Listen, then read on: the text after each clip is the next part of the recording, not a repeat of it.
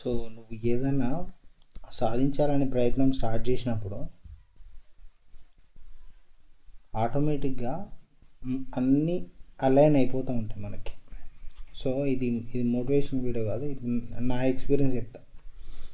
So నేను company start చేద్దామని అనుకున్నప్పుడు సో నాకు హెల్ప్ చేయరు అని అనుకున్న వాళ్ళు ఫైనాన్షియల్గా హెల్ప్ చేశారు. ఓకే, సో అది ఆ టైంలో మనం ఉన్న సిచ్యువేషన్లో అసలు ఇంపాసిబుల్, మనీ ఎవరు నమ్మి ఇచ్చే పరిస్థితి లేకుండా అప్పుడు, కానీ ఇచ్చారు. కోర్స్ అది అయిపోయింది.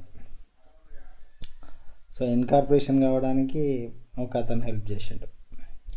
సో ప్రైవేట్ లిమిటెడ్ స్టార్ట్ చేయాలా, ఎల్ఎల్పి స్టార్ట్ చేయాలా అనేది తెలుసుకోవడానికి ఒక అతను హెల్ప్ చేసిండు. ఓకే, సో క్లయింట్ ఒక అతను హెల్ప్ చేసిండు.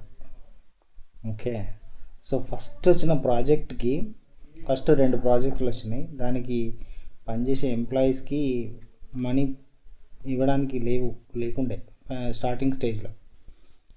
సో అప్పుడు మీరు చెప్తే నమ్మరు కానీ వాళ్ళిద్దరు నాకు ఫస్ట్ 1 month ఊరికనే వర్క్ చేశారు. Because I convinced them. Scenario explain చేసి నేను కన్విన్స్ చేసిన. సో నెక్స్ట్ ఇలాంటివి చాలా ఉన్నాయి.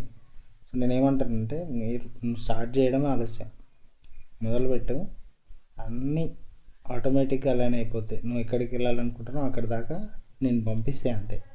సో నువ్వు స్టార్ట్ చేయాలి. మంచి టైం అనేది అసలు లేదు. ఈరోజే మంచి రోజు, ఇప్పుడే మంచి రోజు, స్టార్ట్ చేసి